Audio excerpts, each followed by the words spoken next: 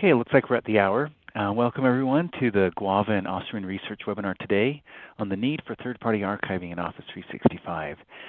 My name is Q Mangus. I'm the Director of Product Marketing here at Guava, and I'll be your host today, your moderator. Just a few things to take note of before we get started is that we will have time for questions and answers at the end of the webinar. So if you do have any questions as we're going through, feel free to put those through in the chat.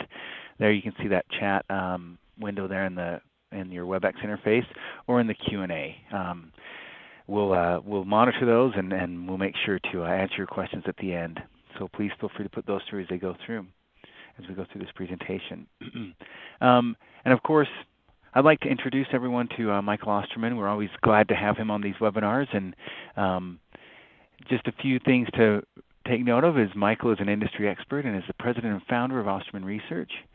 He has almost 30 years of experience in the high-tech research industry and has spent 16 of those years following specifically the messaging and collaboration industries. We're excited to have him here and for him to present on this topic of third-party archiving in Office 365. We'll go ahead and give the time over to him. Let me get him on the line here. And Michael, the time is yours. Well, Hugh, thank you very much, and I'd like to thank everybody who's here today. I think we'll be able to provide you with some very useful information and certainly some very timely information. Certainly Office 365 is a top-of-mind issue for a lot of IT departments, a lot of business decision makers, and so forth.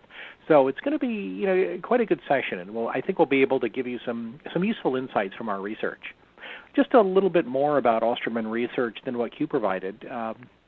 As he mentioned, we're an independent market research and consulting firm, and our focus, as Q mentioned, is really the messaging, web, and collaboration space. We do a lot of primary research. We talk to IT decision makers, influencers, those who are really in the trenches and are having to make these kinds of decisions about how to implement Office 365, the specific issues that are going to be brought up, as they decide to migrate and so forth. The company is about 14 years old, and we're based near Seattle, Washington. So, getting right into this, the archiving is obviously a critically important issue. It has been for many, many years. Organizations have been archiving paper records, for many, many decades, and certainly that same concept of preserving business records has been transferred forward into the electronic era. So, should you archive electronic content? And while we think the answer is an obvious yes, there are some organizations that don't, as we'll get into here in just a bit. But from our perspective, you should preserve appropriate electronic content. Basically anything related to your business that you are going to need for a long period of time.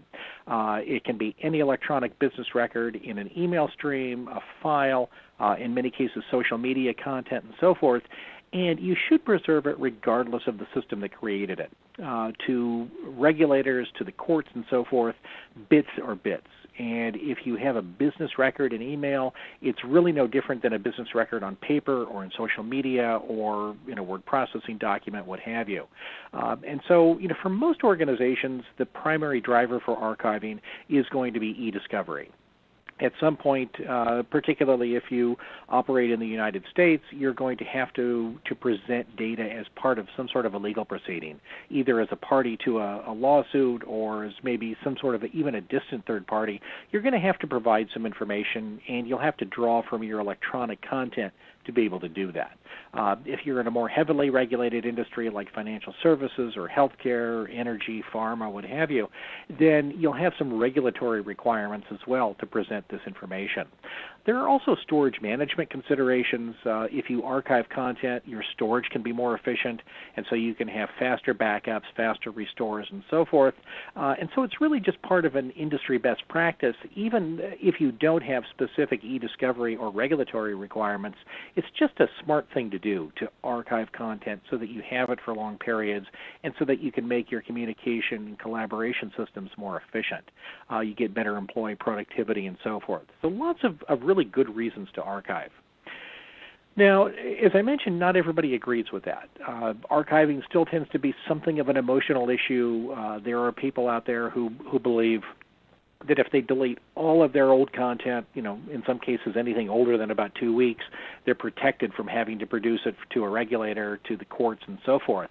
And while there's some truth in that, generally that's not true. The courts and regulators are fairly well aware of archiving technologies. They're aware that it's not very expensive. And so increasingly, those who require electronic content are expecting you to have it. And so archiving is really just a best practice. It's a very good idea. Now, what we found in our research, and this came from a recent research project that we did on Office 365, is that most organizations with on-premises email systems, Exchange, Notes Domino, GroupWise, whatever the case may be, currently archive their email. But we found about the opposite is true for cloud-based email. Organizations that have implemented Office 365 or Google Apps or Zimbra or any of the other hosted solutions out there generally don't archive their email. And we believe that the figures for both of these should be 100%. Again, archiving is the best practice, but organizations are not all the way there yet with their on-premises email archiving, and they're certainly not there with cloud-based email archiving. Now, part of the explanation for this is that a lot of cloud email today has been implemented by relatively small organizations, those with up to 50 seats, and usually the smaller the organization, the less likely they are to archive.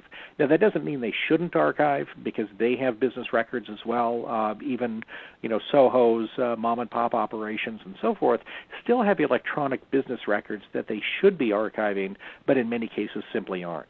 And so we think that a big part of the difference here is simply that it's been very small organizations that have implemented cloud archiving so far, or cloud email so far, and it tends to be much larger organizations that have on-premises email solutions.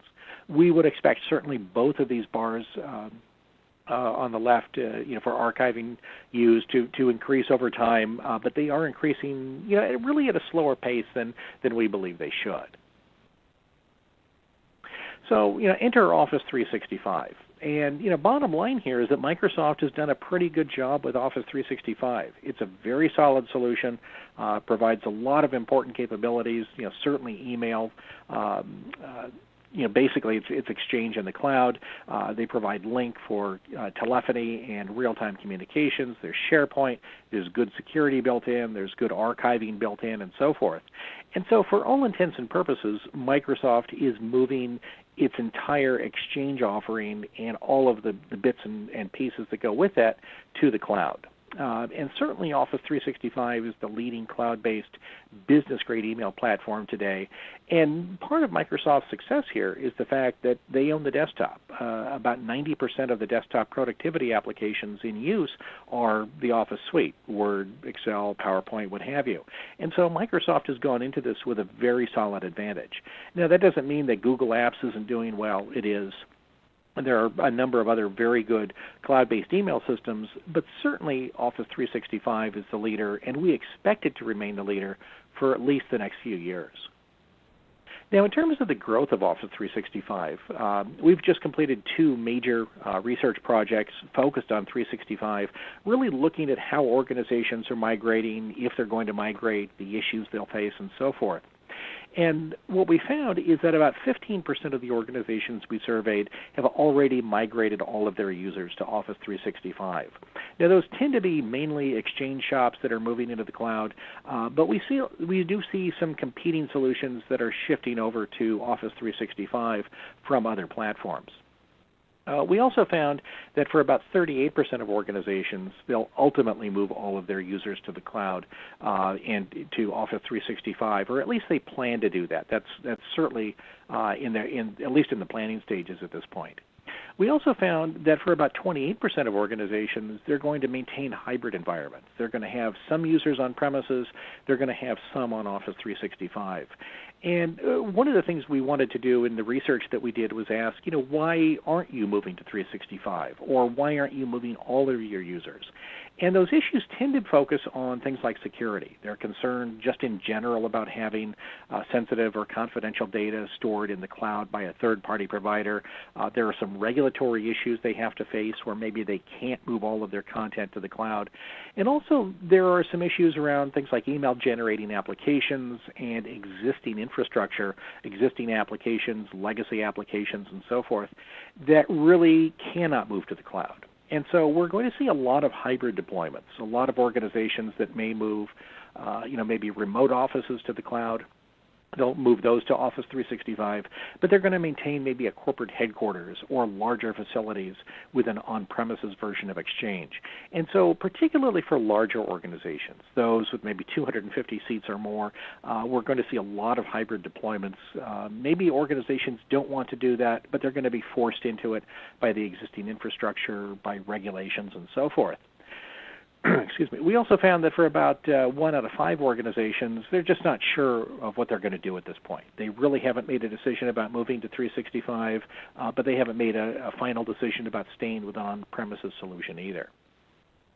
So in terms of archiving in Office 365, Microsoft offers a pretty good solution called Exchange Online Archiving, and Office 365 provides for the Exchange Online mailbox also to have a basic archive mailbox.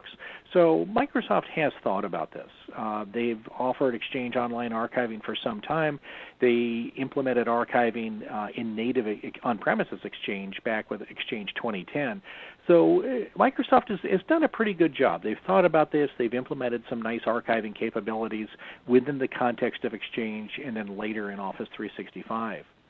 And with the archiving capability in Office 365, administrators can use the Exchange Administration Center, or they can use Windows PowerShell to enable that archiving feature so that their users can have Exchange Online Archiving activated.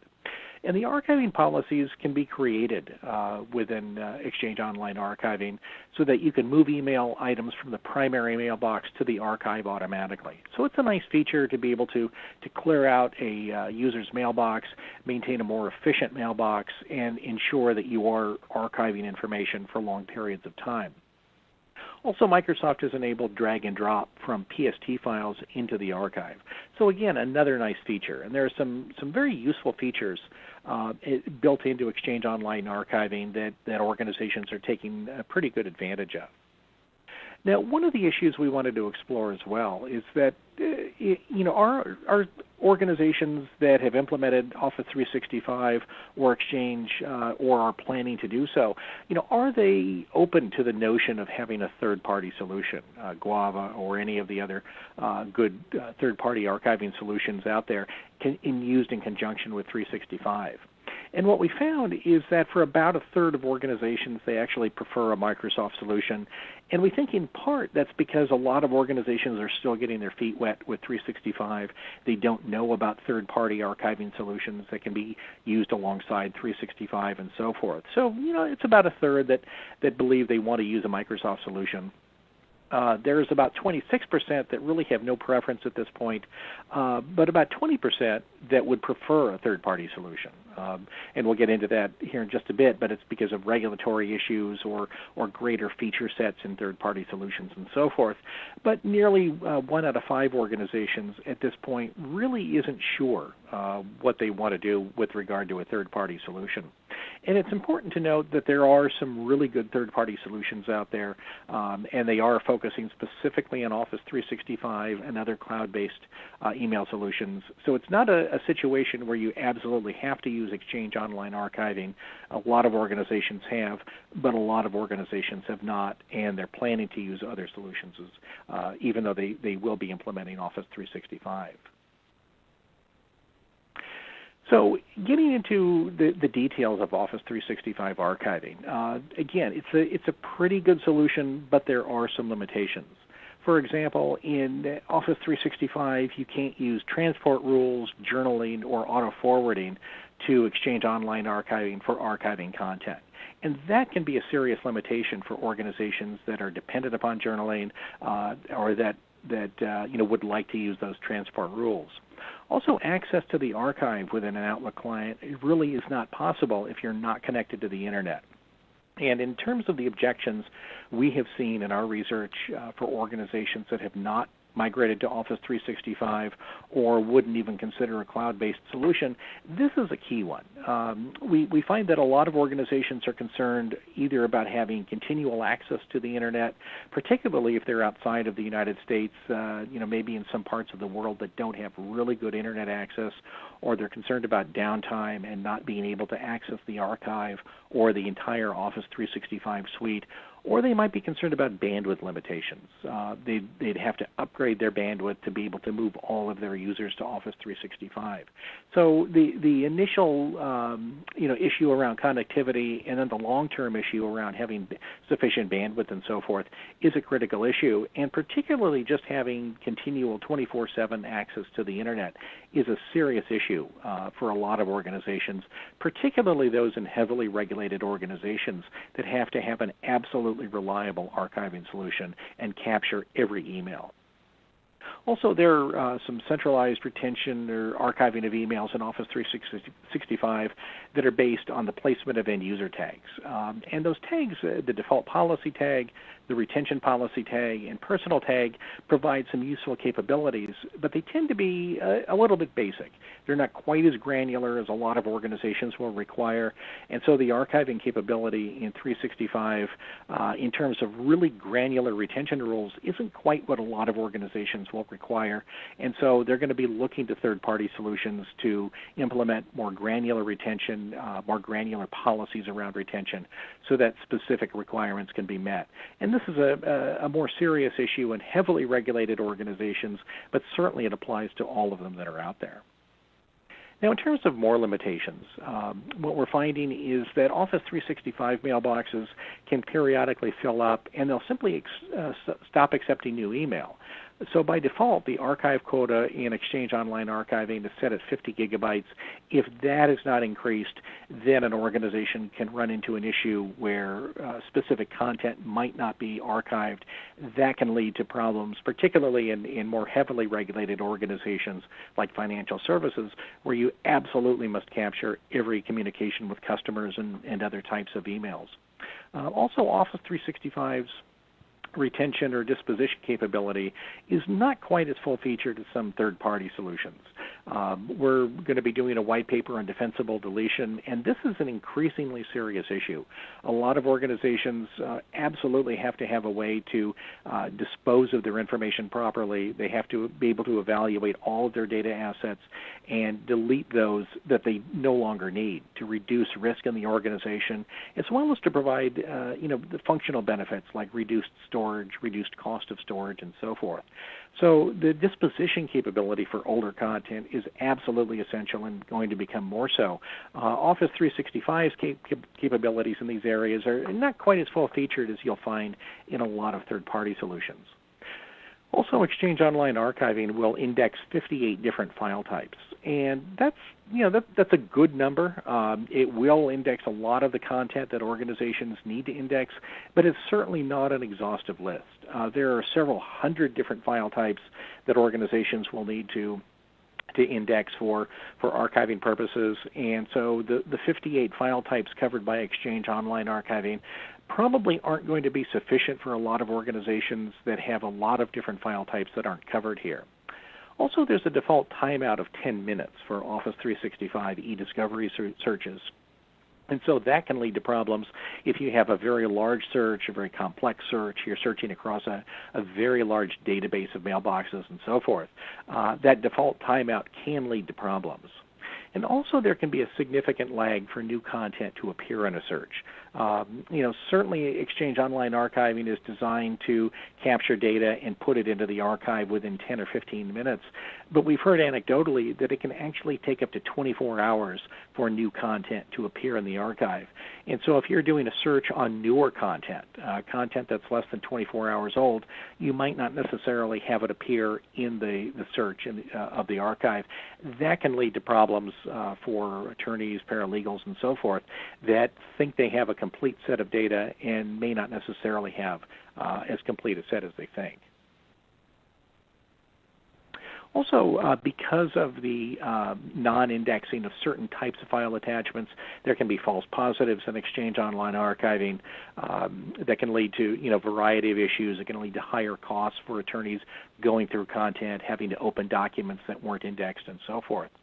Also, exiting employees. Employees that have left your company can create problems for archived content simply because after they leave the organization and their account is turned off, access to the archive may not necessarily continue to be active. Administrators have to take proactive steps to ensure that that content continues to be available even after employees leave the organization. And also, there's no default protection from tampering with or altering archived content. That can be a very serious issue from a chain of custody perspective, and particularly if you're going to be going to court with information, you have to demonstrate that that content has not been tampered with, that what you're presenting as part of e-discovery, for example, is a true and verifiable copy of the original. That's a very critical issue because the authenticity of information is critical in e-discovery cases for regulators and so forth. Now, in summary, our Exchange Online archiving really is a pretty good offering. Microsoft has done a nice job here. They've provided some useful capabilities. They've thought a lot about archiving. So there are a number of useful features provided in it. And really, Exchange Online archiving represents Microsoft's growing attention to the need for archiving. So, bottom line is that's quite a good thing. And it is going to meet some organizations' requirements. There's no question about that. The problem, though, is that it's not going to meet all of the needs, that there are going to be more sophisticated requirements from an e-discovery perspective, from a regulatory perspective, that are going to demand the use of some sort of a third-party archiving solution that has better features, offers more functionality, indexes a much larger number of file types, provides e-discovery capabilities that are more enhanced, more sophisticated than what you'll find in Exchange Online archiving. That in some of the third-party solutions are going to provide better long-term protection of archived content so that you can guarantee that content has not been tampered with in the archive after the fact. And also there's going to be more focus on content from non-email solutions from a number of third-party solutions.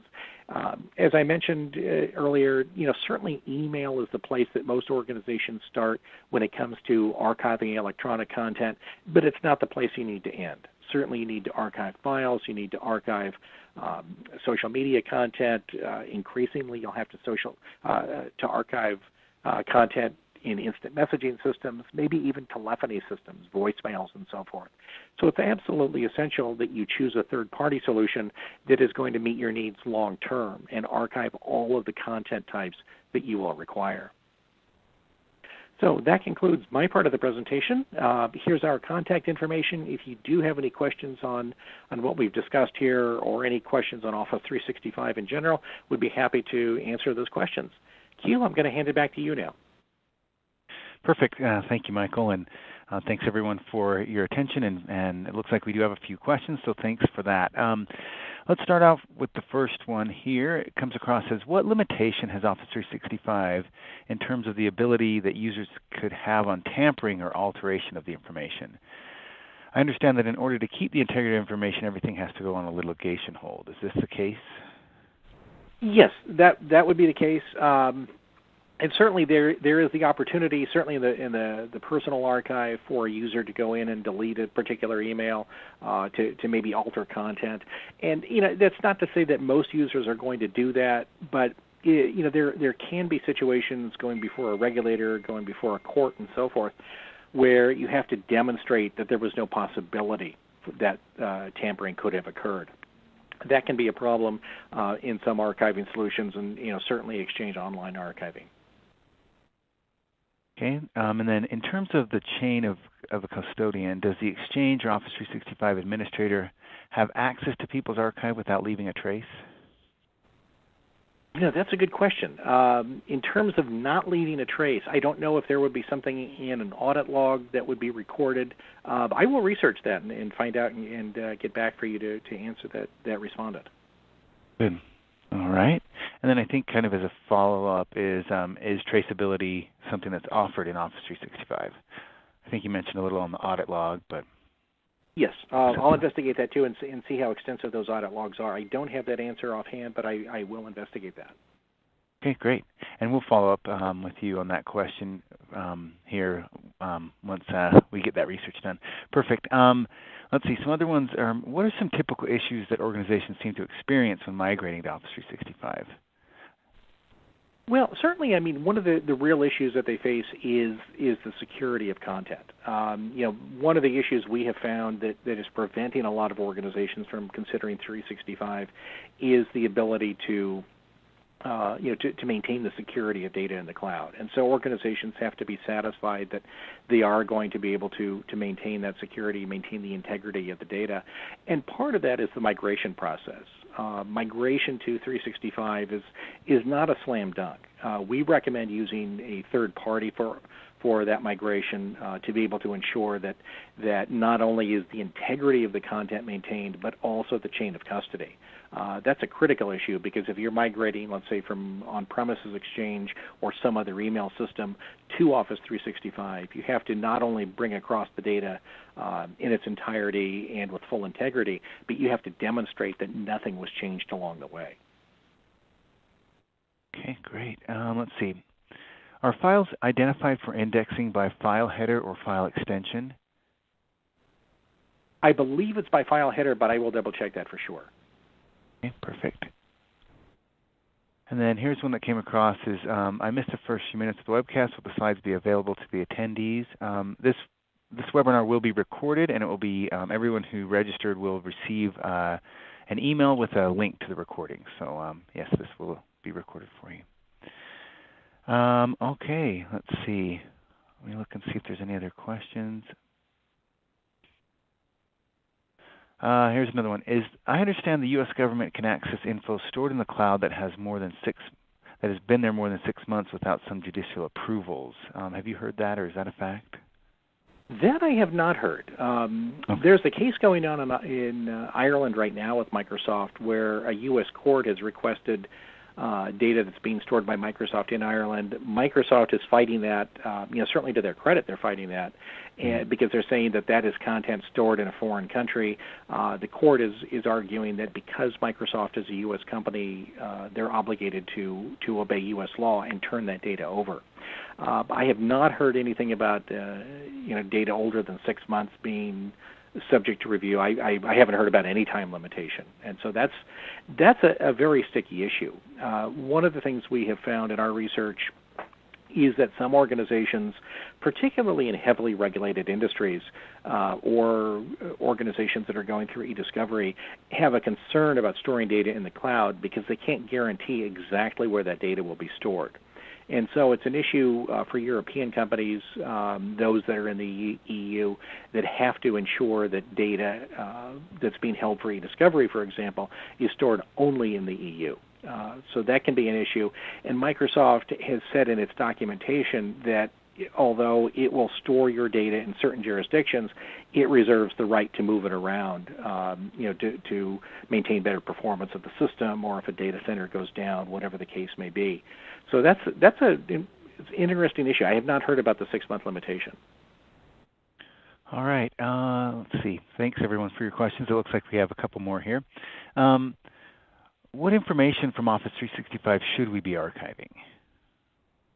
Well, certainly it's any business records, and that is obviously going to depend on the organization. It's going to depend on your legal counsel to determine exactly what constitutes a business record and for how long you should preserve that. If you're in a more heavily regulated industry, some of that has already been prescribed for you. For example, in the financial services industry, the SEC and FINRA require that you preserve your communications with customers, you need to preserve information about trades and so forth. So all of that content has to be preserved regardless of where it is, Office 365 or an on-premises mail system and so forth. Certainly if you're outside of a heavily regulated industry, you're going to be more dependent upon legal counsel's advice. And they may look at court precedent. They may either take a conservative or a less conservative approach to the types of content you need to preserve and the length of time you need to preserve it. But certainly anything that relates to your business, anything that relates to how you do business, your policy statements, communications with employees, with customers, and so forth, are the kinds of things that you should retain. Great. That looks like all the questions. We do have a few minor things just to take note of. Please, if you'd like more information, please feel free to download the white paper that Osterman has put together, Osterman Research has put together. There's a URL there to be able to do that. You will also be receiving an email with a link to download that as well. And then one final note, I wanted to remind everyone that, of course, Guava offers a product to archive Office 365. It's called Retain. Some of the key benefits there you can see on the slide here is just simple and easy migrations, a complete e-discovery solution and data control, extensive search and publishing tools. Of course, there's centralized access and control, and search and e-discovery of other data sources. So if you'd like to learn more about the solution that Guava offers, please feel free to visit us at guava.com. And thanks, Michael, for being here and for the information presented, and thanks everyone for your interest in this topic and for coming to the webinar. And we hope to see you on the next one. Thanks again, Michael. Great. Thank you, Q.